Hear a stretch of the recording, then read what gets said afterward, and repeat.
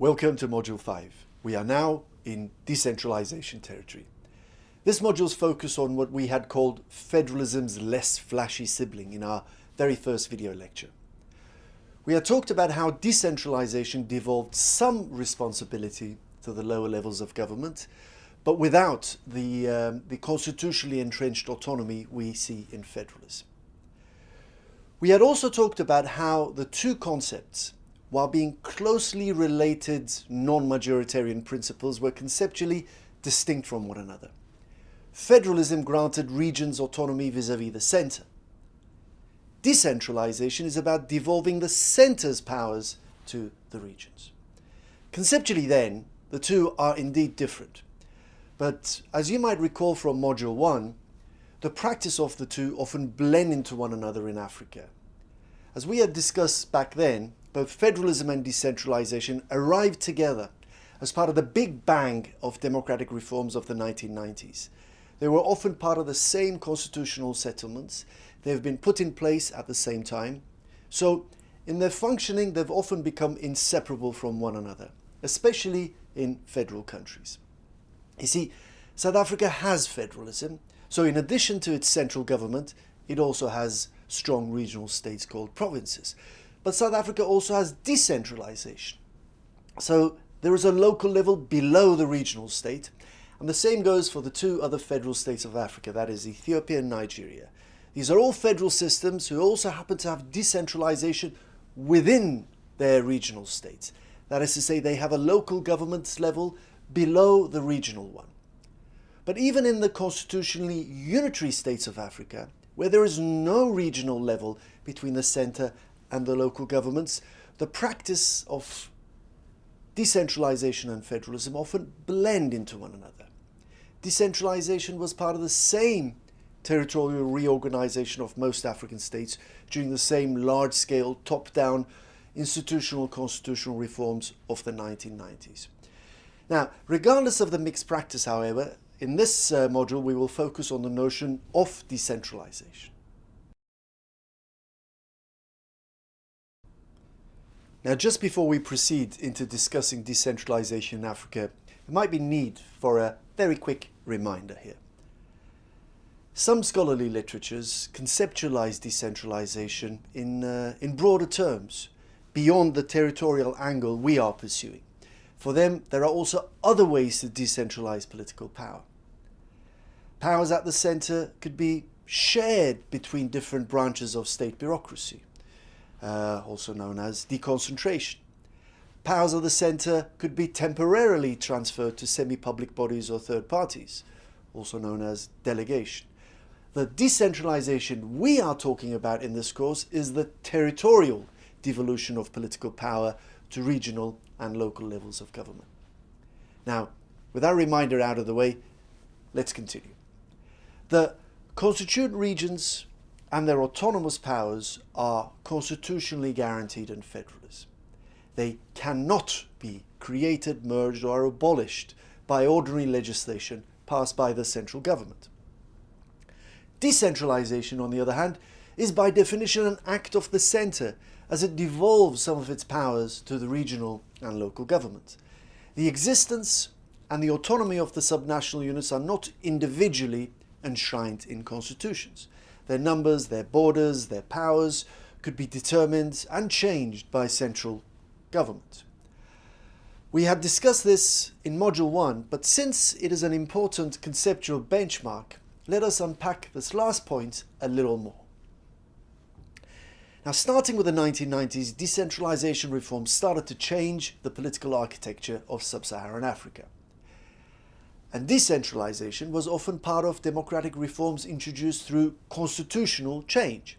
So indeed, decentralization owes its origins to these constitutions, or more precisely, these constitutional reforms. But here is the key. Constitutions often refer to decentralization across the board, as part of the comprehensive overhaul of the entire political architecture. While doing this, constitutions do not specifically acknowledge individual local governments and their spheres of autonomy. Decisions made at the centre could increase the number of local government units, it could decrease the number of local government units, merge existing ones into bigger ones, or indeed create new ones by breaking up older ones. Constitutionally, yes, the centre could do all this, but politically things are not always that mechanic. The practice often tends to be much softer.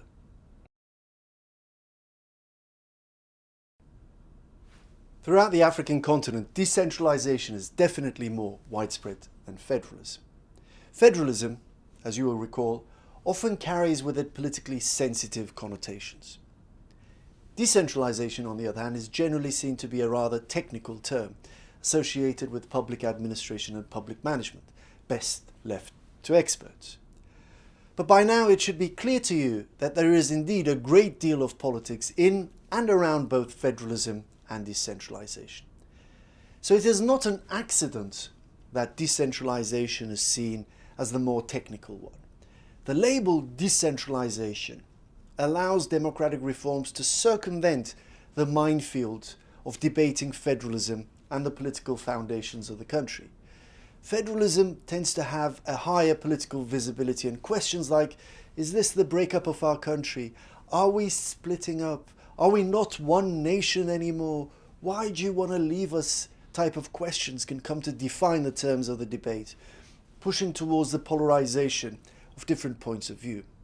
In contrast, decentralization rarely invites the same degree of political interest and involvement, and it rarely brings in the same degree of polarization.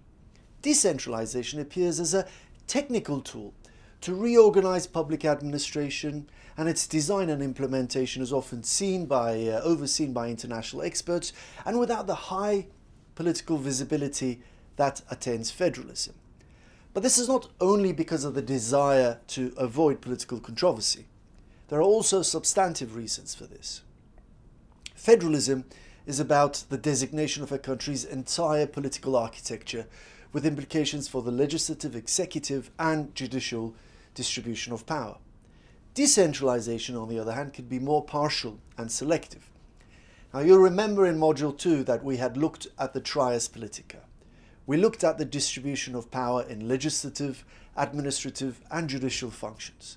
The who does what, in other words. And we had talked about how the legislative branch was the most visible reflection of the autonomy of regions that we see in federalism. Regional states decide how they want to do things within their autonomous sphere, and then they legislate to this end. And this autonomy, of course, tends to have a rather high visibility. And who implements the legislation, that is, say, the executive element, is a reflection of decentralization. But carrying out or overseeing the implementation of legislation is not often that interesting to most citizens. Not that interesting, of course, as long as the job gets done. So for this reason, the decentralized administration of policies does not elicit the same political sensitivities that legislative self-rule brings. And sometimes this can become helpful in trying to manage seemingly intractable ethno-linguistic divisions. We had discussed how federalism could carry with it negative connotations, creating fears of dissolution, and as a result, in some countries, an explicitly federal solution might not be a viable one due to potential reactions and potential opposition. There might also be geographic and demographic barriers to giving ethno-linguistic minorities territorial self-rule. Not all minorities live in geographically compact, neatly demarcated, economically viable sub-regions. The community might lack territorial concentration, rendering the demarcation of new regional states impossible. Communities might not have the numbers to form sustainable regional states. Different communities might have competing historic claims to the same region. Furthermore, the very creation of new autonomous regional states, in order to give territorial self-rule to minorities, can create new minorities who suddenly find themselves marginalized within the new regional state, controlled by a regional majority, which used to be a national minority. One might call this the problem of minorities within minorities. decentralization often presents an indirect and a pragmatic way to empower such ethno-linguistic communities without the outward appearance of federalism and the prerequisite constitutional changes, but within a fairly small local government district, and this is not full-fledged territorial self-rule, of course. The new local government administers national or regional policies enacted by other orders of government. Now, that being said, one should not underestimate the symbolic element in acquiring self-rule, even if it makes little difference in the contents of policies themselves.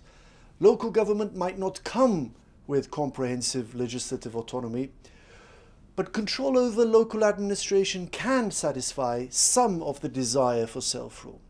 But where decentralization has mattered more to Africa is in economic development. That is the topic for our next video.